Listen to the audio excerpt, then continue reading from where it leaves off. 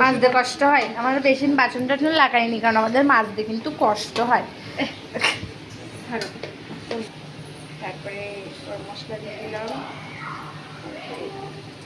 কি একটা বলে, লবণ লবঙ্গ দিয়ে দিলাম।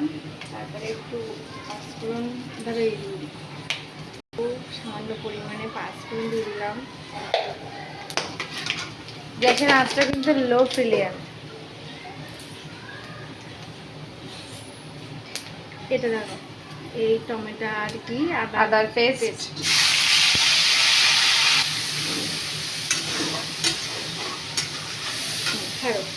এবারে সামান্য একটু জিরে গুঁড়ো, জিরা কা পাউডার হিন্দিতে বলে। দিলাম, লঙ্কার গুঁড়ো সামান্য।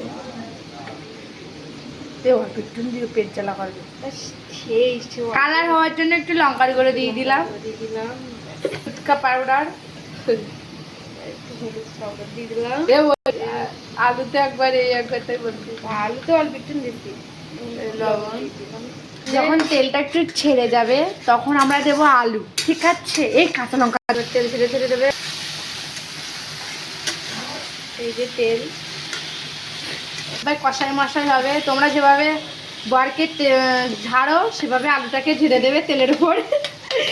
একটা লোক ওই ভিডিও করে দেখো, যেভাবে তোমরা গন্ডল করো সেভাবে আলুটাকে একটু গন্ডল করে পিটিয়ে নেবে।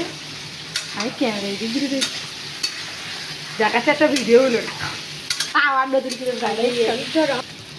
কাঁচা লঙ্কাটা পুরোপুরি দিয়ে দেবো, আমরা কেন বেশি ঝাল খাই।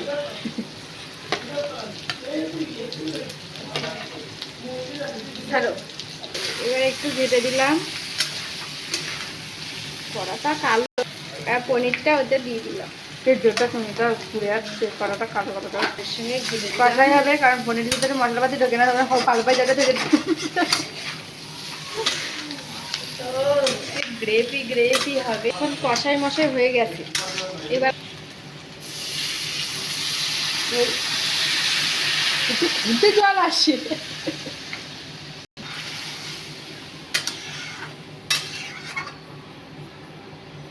ও খুব সুপার ডুপার। ঠিক আছে, এবার লাগানোর সময় ডাক।